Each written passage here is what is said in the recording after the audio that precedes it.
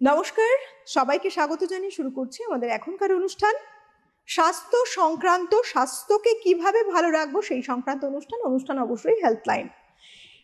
আজকের সময় দাঁড়িয়ে আমরা যদি দেখি, বেশিরভাগ মানুষ কিন্তু রোগে আক্রান্ত, পেটের সমস্যায় ভুগছেন কোনো না কোনো নাম নিয়ে। কিছু একটা সমস্যা রয়েইছে তার পেটে।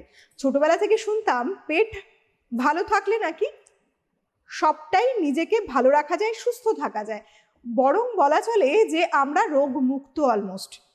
আর এই পেটের নানা রকম সমস্যা নিয়ে আজকে আলোচনা করব। থাকছে লিভার সংক্রান্ত যা কিছু সমস্যা সেটা নিয়ে আলোচনা, এবং পেটের নানা রকম রোগ যা কিছু সমস্যায় আমরা দৈনন্দিন ফেস করছি সব কিছু নিয়ে আলোচনা। এবং এই আলোচনায় আজকে থাকছেন আমাদের স্টুডিও থেকে সরাসরি বিশেষজ্ঞ চিকিৎসক doctor Niladri Sarkar, professor and head of the Department of Medicine from SSKM Hospital.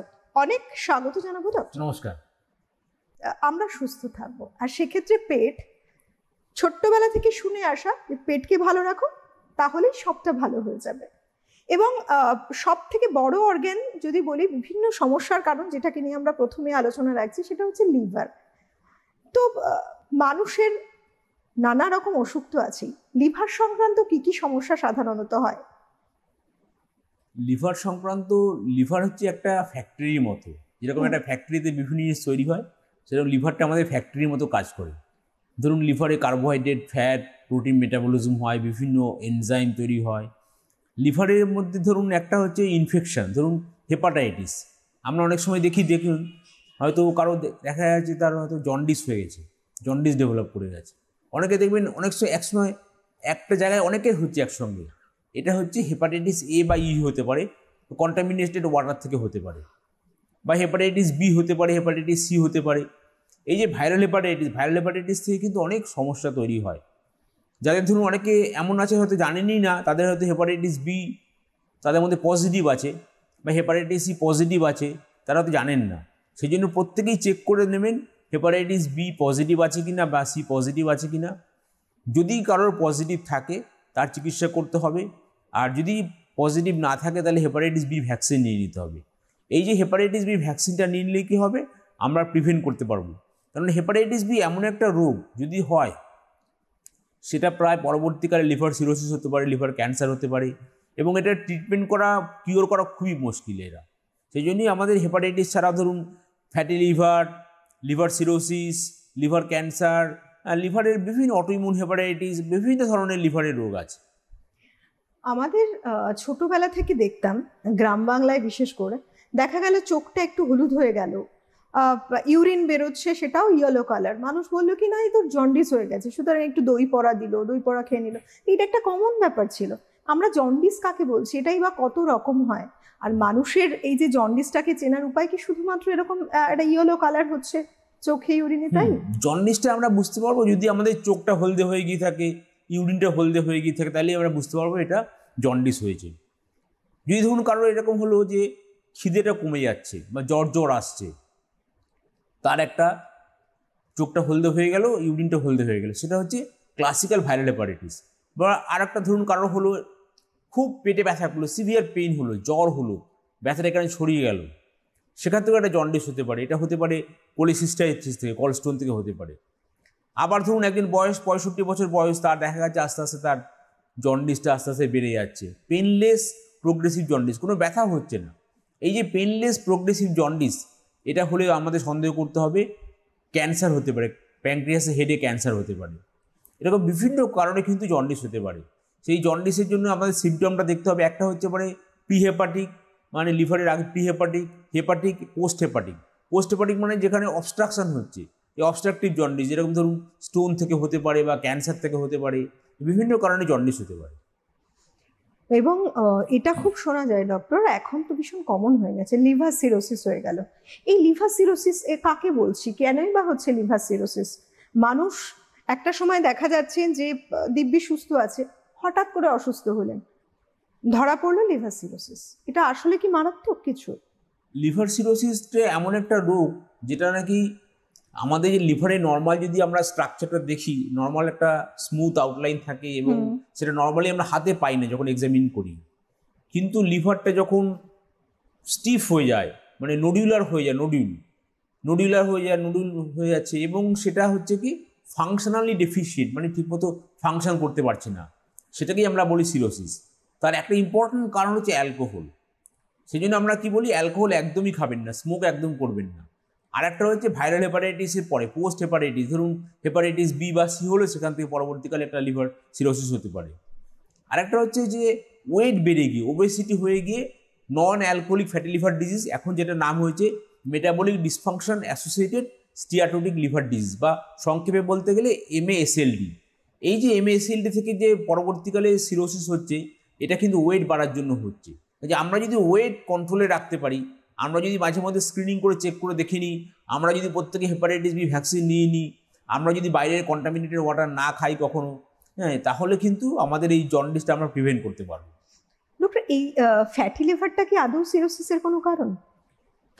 Fatty liver থেকে হয় কি, প্রথমে NAFLD হলো, তারপরে হলো নন অ্যালকোহলিক স্টিয়াটো হেপাটাইটিস। আস্তে আস্তে এই লিভারটা প্রথমে ফ্যাট জমলো, সেটা যদি তখন যদি স্টেপ নেওয়া হয়, ধরুন ওয়েট কমানো শুরু হয়ে গেল বা অ্যালকোহল বন্ধ করে দেওয়া হলো, তখন আস্তে আস্তে আবার নর্মাল চলে আসবে। কিন্তু যদি ওই যে ফ্যাটি লিভার থেকে যদি না ঠিকমতো কন্ট্রোল করা হয়, তাহলে সেটাখানে পরবর্তীকালে NASH বা নন অ্যালকোহলিক স্টিয়াটো হেপাটাইটিস, সেখান থেকে সিরোসিস হওয়ার সম্ভাবনা থেকে যাচ্ছে। এবং আজকের সময় দাঁড়িয়ে না বেশিরভাগ মানুষেরই কি হয়েছে না, তোর ফ্যাটি লিভার। এই কারণগুলো কি কি করবেন মানুষ সুস্থ থাকার জন্য? কারণ ফ্যাটি লিভার যেহেতু সিরোসিসের একটা বড় কারণ ডক্টর, এবং আপনি যেমন বলছেন যে সিরোসিসটা সত্যি একটা মারাত্মক কিছু, একটা সাংঘাতিক কিছু। তো প্রথমে যদি ফ্যাটি লিভারটা না হয়, অন্তত এই সম্ভাবনাটা অনেক কমে যায়। মানুষ কি কি করবেন? ফ্যাটি লিভার হওয়ার মেইন কারণ হচ্ছে আমরা যতটা এনার্জি খরচ করি, ধরুন আমাদের হাঁটা চলা থেকে আরম্ভ করে সারাদিন যে আমাদের এনার্জি খরচ হয়, সেই তুলনায় আমরা বেশি পরিমাণে খেয়ে নিচ্ছি এবং ইরেগুলার টাইমিংয়ে খাওয়া দাওয়া করছি। আমরা ধরুন রাত্রেবেলা অনেক রাত্রে খাচ্ছি, যখন মেটাবলিজম ঠিকমতো হচ্ছে না, আমরা জাঙ্ক ফুড খাচ্ছি, ঠিক আছে। এই সমস্তগুলো আমরা ধরুন এই যে বিভিন্ন নেশা, অ্যালকোহল, এই সমস্তগুলো, এগুলো ফলে কী হচ্ছে, লিভারে আস্তে আস্তে ফ্যাট জমে যাচ্ছে। ফ্যাট জমে জমে আস্তে আস্তে লিভারে ফ্যাটি লিভার হয়ে যাচ্ছে।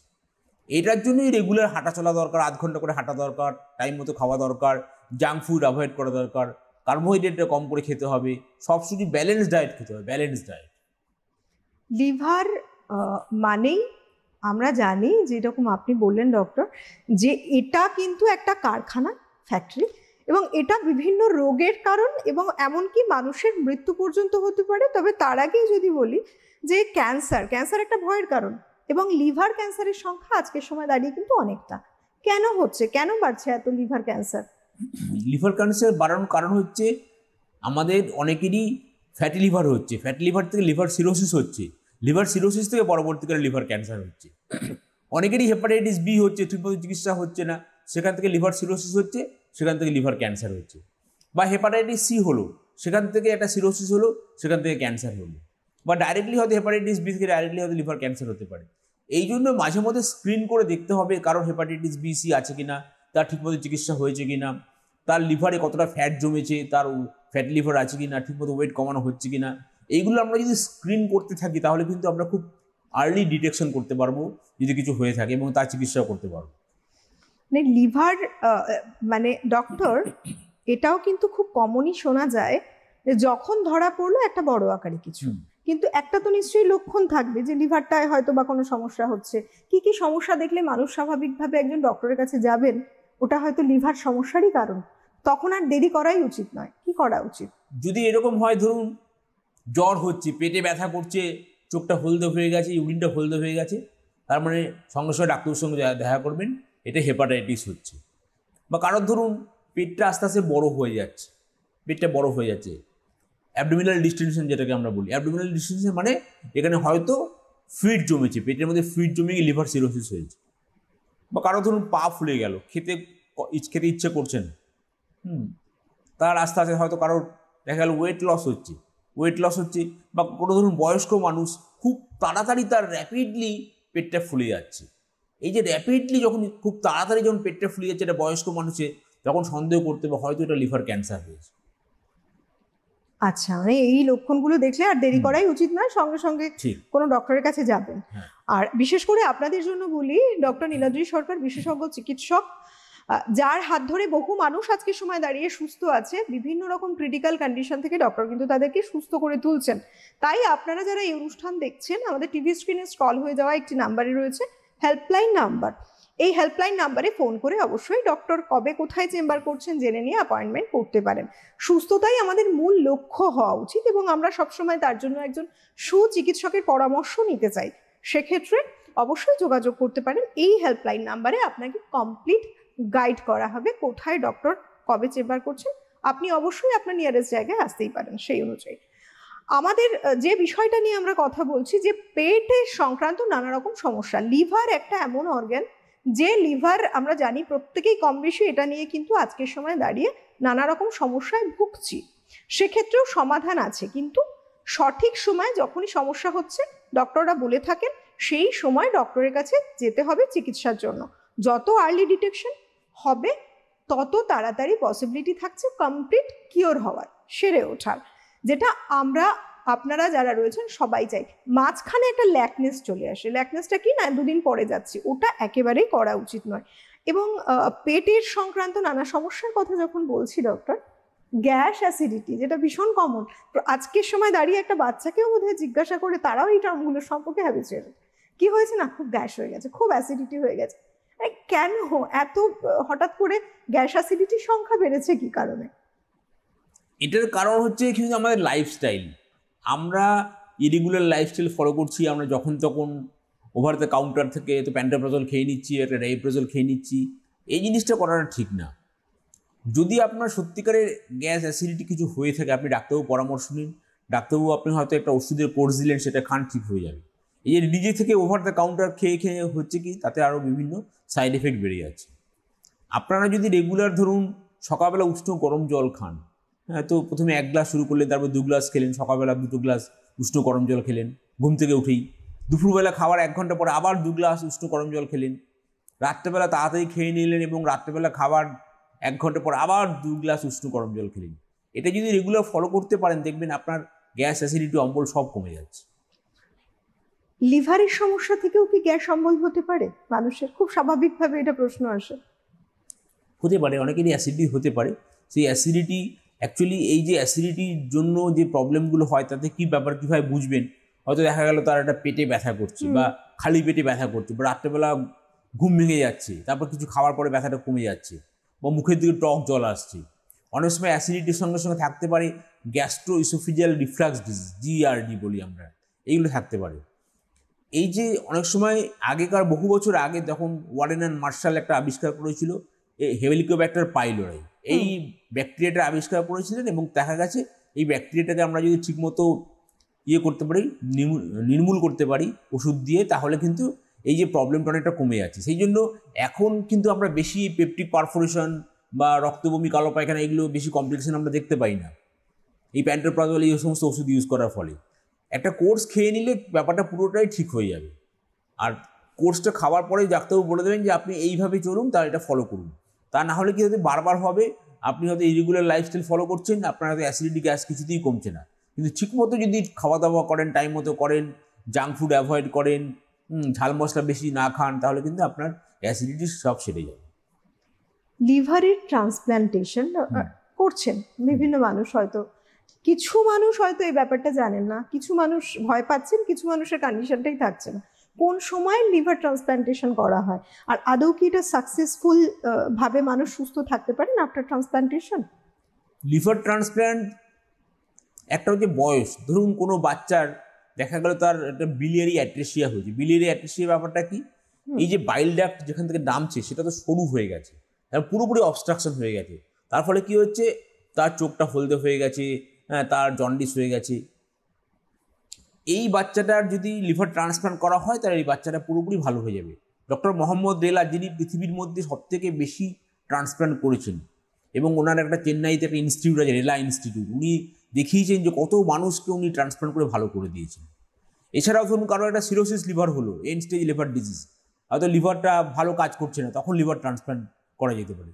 লিভার ট্রান্সপ্ল্যান্টে একটা পোর্শন নেওয়া হয়, যিনি ডোনার তার থেকে লিভারে একটা পোর্শন নেওয়া হয়, নিয়ে যাকে দেওয়া হলো, এইভাবে দেওয়ার পরে অনেকেরই লিভার কিন্তু ভালো কাজ করছে এবং তোমরা ভালো আছে। মানে এখানে একটা সম্ভাবনা থাকছেই, সম্ভাবনা মানুষের থাকছে, চিন্তার থেকে বরং সঠিক সময় একজন সঠিক ডক্টরের কাছে পড়লে নিশ্চয়ই সুস্থ হওয়ার সম্ভাবনা রয়েই গেছে। আমাদের এসএসকেএম হসপিটালেও লিভার ট্রান্সপ্লান্ট হচ্ছে, সরকারি হসপিটালে ট্রান্সপ্লান্ট হচ্ছে। সেই জন্য আমরা যেটা বলি, এখন দেখুন অনেকেই অঙ্গদান করছেন, কেউ হয়তো লিভারটা দিচ্ছেন, কেউ কিডনি দিচ্ছেন, কেউ হার্ট দিচ্ছেন। তার ফলে কি অঙ্গদান করার ফলে কি হচ্ছে, এই ট্রান্সপ্লান্টগুলো করা যাচ্ছে। ট্রান্সপ্লান্ট করার ফলে কি অনেক মানুষ ভালো হয়ে যাচ্ছে। এটাই জানতে চাইবো ডক্টর, অনেক মানুষ তো দেখুন পকেট পারমিট করারও একটা ব্যাপার থাকে। বিভিন্ন মানুষের ধারণা আছে যে যখনই একটা বড় ধরনের কিছু বিদেশে যেতে হবে, লিভার ট্রান্সপ্লান্টেশনের ক্ষেত্রেও তারা চাইবে যে এমন একটা জায়গায় যাই যাতে আমরা সুস্থ হয়ে ফিরতে পারি, সুতরাং কলকাতায় না। আদৌ কি তাই? সরকারি হসপিটালে, গভর্নমেন্ট হসপিটালে, এসএসকেএম হসপিটালে ফ্রিতে সমস্ত কিছু হচ্ছে, কোনো লাগে না। আমরা যে গভর্নমেন্ট হসপিটালে যারা কাজ করি, তারা আমি দেখি যে হাজার হাজার মানুষ সমস্ত কিছুতে ফ্রিতে পাচ্ছেন, ওষুধ থেকে আরম্ভ করে ইনজেকশন থেকে আরম্ভ করে ইনভেস্টিগেশন, সমস্ত কিছু ফ্রি। এই যে আপনারা গভর্নমেন্ট হসপিটালে যোগাযোগ করুন, সেখানে কিন্তু সমস্ত ফ্রিতে পাওয়া যাচ্ছে সব কিছু, এবং সুচিকিৎসারও ব্যবস্থা আছে। সুতরাং মানুষকে শুধু পৌঁছে যেতে হবে। এবং পেট নিয়ে যখন কথা বলছি, পেট সংক্রান্ত নানা সমস্যার মধ্যে আরো বেশ কিছু সমস্যা, মানে ওপারে যারা এখন দর্শক বন্ধু আমাদের এই অনুষ্ঠান দেখছেন ডক্টর, আমরা যখন পেট সংক্রান্ত সমস্যা নিয়ে কথা বলছি, বহু মানুষ এমন রয়েছেন তাদের অনেক সমস্যার সাথে রিলেট করে যাবে। কোনো কারণ নেই, দিব্যি সুস্থ মানুষ হঠাৎ করে বমি আসছে, একটা ভমিটিং, গা গোলাচ্ছে, নজিয়ার একটা টেন্ডেন্সি রয়েছে কন্টিনিউ। এগুলো কি আদৌ কোনো রোগের লক্ষণ, না স্বাভাবিকভাবে হতেই পারে, যেমন আর 5 জনের হচ্ছে, আবার নিজের থেকেই ঠিকও হতে দেখুন, পারে? কারণ যদি এরকম বমি হয় বা গা বমি ভাবটা লাগে, তাহলে কিন্তু ফার্স্টেই আমরা যেটা ভাবি কোনো গ্যাস্ট্রাইটিস হচ্ছে কিনা বা কোনো ড্রাগের সাইড এফেক্ট হচ্ছে কিনা। সেই জন্যই প্রথমে আমরা যেটা করি, ইনিশিয়ালি আমরা সিমটোমেটিক চিকিৎসা দিই বমিটা বন্ধ করবার জন্য। এবং দরকার লাগলে অনেক সময় যদি খুব বেশি বমি হয়, কোনো কিছুই খাবার হয়তো ভিতরে যাচ্ছে না, জলও খেতে পারছেন না, তখন আমরা টেম্পোরারি ইন্ট্রাভেনাস স্যালাইন দিই। তারপরে আমরা অ্যাসেস করে দেখি যে কী কারণে বমিটা হচ্ছে, এবং কিছু বায়োকেমিক্যাল ইনভেস্টিগেশন করে দেখি। হ্যাঁ, সেগুলো দেখে তারপরে সেই অনুযায়ী ম্যানেজমেন্ট করা হয়।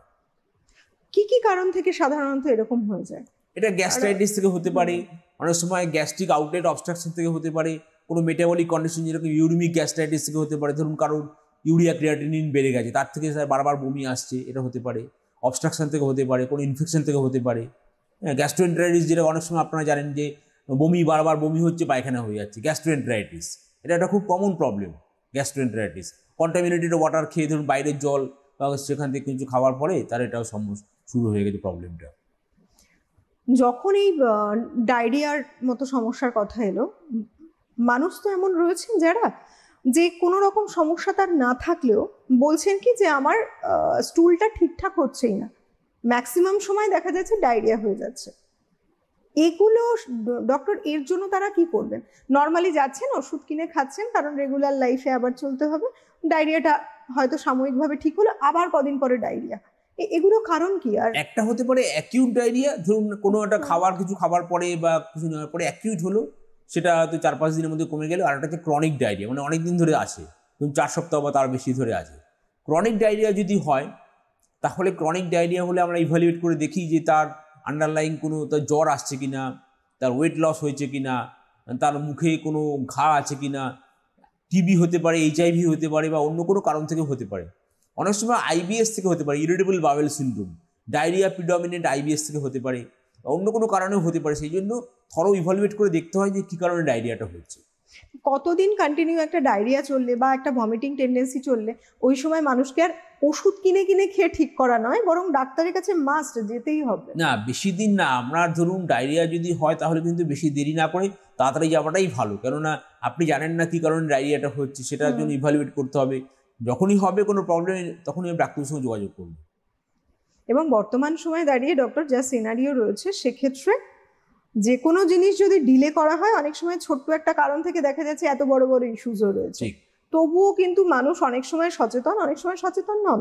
কিন্তু এক্ষেত্রে ডক্টর, যারা ডক্টরদের সাথে যখনই প্রোগ্রাম হচ্ছে, প্রত্যেকজন ডক্টর একটাই কথা বলেন, আপনারা সবাই সুস্থ থাকুন, সতর্ক থাকুন, তাই সঠিক সময় ডক্টরের কাছেও পৌঁছে যান। এটা ভীষণ গুরুত্বপূর্ণ একটি বিষয়। কোলাইটিস হচ্ছে কখনো ডক্টর? এই যে কোলাইটিস হচ্ছে যাদের, সেটার কি কি কারণে সাধারণত কোলাইটিস হতে পারে? আর সর্বোপরি যেটা বলবো, যে এই যে IBS বলি বা কোলাইটিস বলি, পেটের যে সমস্যা, আরো সমস্যার মধ্যে রয়েছে, এগুলো থেকে মুক্তি পেতে মানুষকে কি করা উচিত? এক তো একটা রোগ হয়ে গেল, তখন ডক্টরের কাছে যাচ্ছেন, কিন্তু যাতে এই সমস্যাটা না হয় তার কি করবেন? একটা রোগ আছে তার নাম আলসারেটিভ কোলাইটিস। আলসারেটিভ কোলাইটিস এটা হচ্ছে ডায়রিয়া হচ্ছে, তার সঙ্গে সঙ্গে পায়খানা সে রক্তও আসছে। তখন আমরা কোলোনোস্কোপি করে ডায়াগনোসিস করি, কনফার্ম করি, তারপরে আমরা কিছু ওষুধ দিই এবং সেটা ওষুধটা কন্টিনিউ করে যেতে হয়। এবং যাদের আলসারেটিভ কোলাইটিস থাকে তাদেরকে বছরে বছরে কোলোনোস্কোপি করে দেখতে হয় যে কোলন ক্যান্সার হচ্ছে কিনা, কারণ সেখান থেকে কোলন ক্যান্সার হতে পারে। আর যাদের আইবিএস আছে, ডায়রিয়া প্রিডমিনেন্ট আইবিএস, তাদেরকেও আমরা বলি যে আপনারা মেডিটেশন করুন, প্রাণায়াম করুন এবং ওষুধপত্রগুলো খান, তাহলে আপনার কিন্তু আইবিএস এই ডায়রিয়াটার প্রবলেম অনেকটা কমে যাবে। আর একটা কারণ হতে পারে সেটা অ্যামিবিক কোলাইটিস, মানে অ্যামিবিয়াসিস, ইনফেকশন থেকে হচ্ছে, অ্যামিবিক ইনফেকশন থেকে তার একটা স্টুল হচ্ছে। মনে সময় ব্যাসিলারি ডিসেন্ট্রি হতে পারে, ধরুন একটা ব্লাড আছে স্টুলের মধ্যে, জ্বর আসছে, টেনেস মাস মানে একটা যেন মনে হচ্ছে ইনকমপ্লিট ইভাকুয়েশন, ঠিক মতো যেন স্টুলটা ক্লিয়ার হচ্ছে না, পেটে একটা ব্যথা করছে, এগুলো থেকে হতে পারে। এই বিভিন্ন কারণে এগুলো হতে পারে। যখনই এরকম হবে তখনই ডাক্তারবাবুর সঙ্গে যোগাযোগ করে ওষুধপত্র খান, এবং ডাক্তারবাবু যদি বলেন আপনাকে একটা কোলোনোস্কোপি করাতে হবে, সেই কোলোনোস্কোপিটা করাতে হবে, করিয়ে নিন, তারপরে সেই অনুযায়ী ওষুধপত্র খেতে হবে। পেটের রোগ, ডক্টর, পেটের রোগ মানে একটা খুব খাবারের সাথে মানে মনে হয় যে এটা খাবারের সাথে সম্পর্ক জুড়ে, আদৌ কি তাই? আর যদি সম্পর্ক জুড়ে থাকে, মানুষকে সুস্থ থাকতে গেলে কি ধরনের খাবার দাবার খাওয়া উচিত যাতে এই পেটের সমস্যায় মানুষ কম ভোগেন? আমরা যে জাঙ্ক ফুড খাচ্ছি বা আমরা যখন তখন ইরেগুলার আমরা লাইফস্টাইল ফলো করছি, আমরা অ্যান্টিবায়োটিক যথেচ্ছভাবে খেয়ে নিচ্ছি, তার ফলে কি হচ্ছে, আমাদের পেটে যে ব্যাকটেরিয়াগুলো আছে, হেলদি ব্যাকটেরিয়া, এটাকে বলা হয় গাট মাইক্রোবায়োটা। এই গাট মাইক্রোবায়োটা যদি ড্যামেজ হয়ে গিয়ে থাকে, সেখান থেকে পরবর্তীকালে সেখান থেকে ডায়াবেটিস, হাইপারটেনশন, ওবেসিটি, বিভিন্ন প্রবলেম হতে পারে। সেই জন্য আমাদেরকে হেলদি লাইফস্টাইল ফলো করতে হবে। আমরা যেগুলো ধরুন ভেজিটেবলস, কার্বোহাইড্রেট, ফ্যাট, প্রোটিন সব ব্যালেন্স অনুযায়ী খেতে হবে, যাতে নাকি আমাদের এই গাট মাইক্রোবায়োটা ঠিক থাকে। এই গাট মাইক্রোবায়োটা কিন্তু গাট মাইক্রোবায়োম যেটাকে বলি আমরা, গাট মাইক্রোবায়োটা, এই মাইক্রোবায়োটা যদি ঠিকমতো ডিস্টার্ব হয়ে যায়, সেখান থেকে কিন্তু পরবর্তীকালে অনেক প্রবলেম হতে পারে। সেটা আমরা যদি ঠিকঠাক হেলদি লাইফস্টাইল ফলো করি, তাহলে আমাদের গাট মাইক্রোবায়োটাও ঠিক থাকবে, আমাদের ইনফ্লামেশনটাও কম থাকবে। ইনফ্লামেশনটা যদি না হয়, তাহলে আমাদের পরবর্তীকালে এই যে ব্লাড প্রেশার বেশি বেড়ে যাওয়া বা ডায়াবেটিস হওয়া, এগুলোও হবে না। বেশিরভাগ মানুষ, আপনি বলছেন ডক্টর এক্সারসাইজ করার কথা, ভালো ফুড হ্যাবিটের কথা, কিন্তু বেশিরভাগ মানুষ এখন যা তাদের লাইফস্টাইল হয়েছে, দেখা যাচ্ছে বেশিরভাগ মানুষ টেবিল ওয়ার্ক করেন বসে বসে ঘন্টার পর ঘন্টা, এবং দেখা যাচ্ছে যে একটা মিনিমাম যে ফুড হ্যাবিটটা সেটাও হয়তো মেনটেন করতে পারেন না, বিভিন্ন সময় বাইরে থাকেন, এবং সে কারণে খাবার দাবার খুব বাইরের খাবারটাই বেশিরভাগ তারা খাচ্ছেন, খেতে হচ্ছে। যারা এইরকম সমস্যায় ভুগছেন, যাদের লাইফস্টাইলটাই এমন, মানে তাদের কাজের শিডিউলটাই এমন, যারা পারছেন না নিজেদেরকে সময় দিতে সেভাবে, তারা কি করলে সুস্থ থাকবেন, অন্তত পেটের রোগ থেকে মুক্ত থাকবেন? কি কি করবেন? দেখুন, একটা না নিজেকে একটা ব্লুপ্রিন্ট তৈরি করতে হবে। ব্লুপ্রিন্ট মানে আমাকে ধরুন, আমার যদি শিডিউলটা এরকম হয় যে আমার নাইট ডিউটি পড়ছে, আমাকে তাহলে এমন একটা সময় বার করতে হবে যেটা আমি জাস্ট কিছুক্ষণের জন্য, অন্তত 10-15 মিনিট, আর কিছু না হলেও স্পট রানিং বা জগিং একটা জায়গাতে জানলার ধারে গিয়ে বা দরজার কাছে গিয়ে সেটা করার অভ্যাস করতে হবে। এবং যতটা পারা যায় হেলদি লাইফস্টাইল ফলো করতে হবে, এবং ধরুন বাইরের জাঙ্ক ফুডটা যতটা পারা যায় অ্যাভয়েড করতে হবে। মাঝে মধ্যে হয়তো খেতেই হয় তখন উপায় না থাকলে, কিন্তু রেগুলার বেসিসে যেন সেটা যেন না হয়। এটা যদি করতে পারেন, আর সিম্পল কিছু প্রাণায়াম যদি করতে পারেন, তাহলে কিন্তু অনেক ভালো থাকবে। হসপিটালে থাকার সুবাদে ডক্টর, বিভিন্ন জায়গা থেকে নানা রকম পেশেন্টরা আসছেন, এখন বেশিরভাগ সমস্যা তাদের কাছে কি থাকে, কি নিয়ে আসছেন? যে পেটের সমস্যা হচ্ছে, কি ধরনের সমস্যা তারা বেশিরভাগটাই ভুগছেন? আমাদের যে হসপিটালে যারা পেশেন্টরা ভর্তি হয়, তাদের মধ্যে হয়তো অনেকেই গ্যাস্ট্রোএন্টারাইটিস নিয়ে ভর্তি হচ্ছেন, কারোর হয়তো আলসারেটিভ কোলাইটিস হয়ে গেছে, কারোর হয়তো একটা কোলনে ক্যান্সার হয়েছে, কারোর হয়তো লিভার সিরোসিস হয়ে গেছে, কারোর হয়তো ফ্যাটি লিভার হয়ে গেছে, কারোর হয়তো লিভারে অ্যাবসেস হয়ে গেছে, মানে অ্যালকোহল খাবার জন্য লিভারটা ড্যামেজ হয়ে যায়, সেখান থেকে লিভার অ্যাবসেস হয়ে গেছে, লিভার অ্যাবসেস হয়ে গিয়ে পেটে ব্যথা, জ্বর, এই বিভিন্ন রকমের প্রবলেম কিন্তু আমরা ফেস করি। লিভার অ্যাবসেস যদি হয়ে যায়, সেই মানুষটা কি লিভার ট্রান্সপ্ল্যান্ট করলে সুস্থ থাকতে না, পারে? লিভার অ্যাবসেস সাধারণত লিভার ট্রান্সপ্ল্যান্ট লাগে না। লিভার অ্যাবসেস যেটা করতে হয় সেটা হচ্ছে, আমরা যদি বেশি পরিমাণে লিভারে যদি পুজ জমে থাকে, যেটাকে পাস বলি আমরা, তাহলে আমরা সেটাকে ড্রেনেজ দিয়ে দিই। ড্রেনেজ দিলে মানে বার করে দিলাম, এখানে একটা ফুটো করে দিয়ে, তারপর আর অ্যান্টিবায়োটিক শুরু করে দিয়ে আস্তে আস্তে সেটা ঠিক হয়ে যায়। সাধারণত এতেই ঠিক হয়ে যায়। কোন স্টেজে সাধারণত এই ট্রান্সপ্ল্যান্ট করার মতো সিদ্ধান্ত নিতে হয়? ট্রান্সপ্ল্যান্ট করতে হয় সাধারণত লিভার সিরোসিসে হলে, ধরুন লিভারটা ভালো কাজ করছে না, বা ধরুন কারোর একটা প্যারাসিটামল পয়জনিং হয়ে লিভার ফেলিওর হয়ে গেছে, বা অন্য কোনো কারণে হেপাটাইটিস থেকে অ্যাকিউট লিভার ফেলিওর হয়েছে, সেই সমস্ত ক্ষেত্রে যখন লিভারটা কিছু কিছু স্কোরিং আছে, এমনি মেল স্কোর আছে, লিলি স্কোর আছে, গ্লাসগো স্কোর আছে, এই স্কোরিং করে ঠিক করা হয় যে কার লিভার ট্রান্সপ্লান্ট করতে হবে। এবং লিভার ট্রান্সপ্লান্ট করবার আগে দেখতে হবে যে অ্যালকোহল খান, উনি 6 মাস অ্যালকোহল একদম বন্ধ করে দিন, অ্যাবস্টিনেন্স, এইগুলো কিন্তু প্যারামিটার্স আছে, প্যারামিটারের মধ্যে উনি যদি অ্যাবস্টিনেন্স না থাকেন তাহলে কিন্তু সার্জেনরা ট্রান্সপ্লান্ট করবেন না। বেশ কিছু মানুষকে বলতে শুনি যে লিভারটা না বড় হয়ে গেছে। এই যে লিভার বড়, এই বিষয়টা আসলে কি? আসলে লিভার বড় হয়েছে মানে ধরুন আমাদের এই যে লিভারে আস্তে আস্তে যখন বেশি পরিমাণে আমরা খাচ্ছি, এনার্জি বেশি পরিমাণ হচ্ছে, যতটা খরচ হওয়ার দরকার তার থেকে বেশি পরিমাণ খাচ্ছি, তার ফলে কি হচ্ছে, বাকিটা এনার্জি যে পরিমাণ যে থাকছে সেটা হচ্ছে কি বিভিন্ন জায়গায় জমা হয়ে যাচ্ছে, কখনো ফ্যাট হিসাবে লিভারে জমা হচ্ছে, অ্যাবডোমেনে জমা হচ্ছে, বিভিন্ন জায়গায় জমা হয়ে যাচ্ছে, সেখান থেকে আস্তে আস্তে লিভারটা বাড়তে থাকছে, এটাকেই বলা হয় ফ্যাটি লিভার। এবং আমাদের এই যে গার্ডস, মানে আমরা যেটাকে অন্ত্র বলছি, এটা তো অনেক লম্বা। মানুষের ক্ষেত্রে বলে যে এই যে আমাদের ক্ষুদ্রান্ত বৃহদন্ত্র, এর মধ্যে নানা রকম সমস্যা হতে পারে। শুধুমাত্র এই গার্ডসটাকে ভালো রাখতে, সুস্থ রাখতে ডক্টর এমন অ্যাডভাইস দিন যাতে সবার পক্ষে সম্ভব হয় এমন কিছু মেনটেন করতে পারেন, কারণ এই গার্ডস হ্যাবিটটাকে ভালো রাখার খুব প্রয়োজনীয়তা রয়েছে। গাট হ্যাবিট ভালো রাখতে গেলে আপনাকে বাইরের বেশি জাঙ্ক ফুড খাওয়া চলবে না, আপনাকে খেতে হবে টাইম মতো অল্প করে, এবং ফ্রুটস ভেজিটেবল সব কিছুই খেতে হবে। একটা পেশেন্ট আমার আছে, মনে আছে অনেক বছর আগে, একটা বাচ্চা মেয়ে, তার পেটটা আস্তে আস্তে ফুলে যাচ্ছে, পেটটা ফুলে যাচ্ছে, আর আস্তে আস্তে রক্তশূন্যতা হয়ে যাচ্ছে। তারপরে সেই পেশেন্টটাকে অপারেশন করা হলো, অপারেশন করার পরে দেখা গেল তার একটা সুপিরিয়র মেজেন্টারিক আর্টারি অক্লুশন হয়ে গেছে, মানে আমাদের যে ব্লাড সাপ্লাই করে সেটা ব্লক হয়ে গেছে। তার ফলে গার্ডটাকে তার বাদ দিতে হলো, মাত্র 6 ইঞ্চি গার্ড তার ছিল। আচ্ছা। হ্যাঁ, এইটা হচ্ছে খুব একটা কমন না, রেয়ার ডিজিজ, কিন্তু তাতে কি হলো, মানে একদমই গার্ড একদম ছোট হয়ে গেল, সুপিরিয়র মেজেন্টারিক আর্টারি অক্লুশন।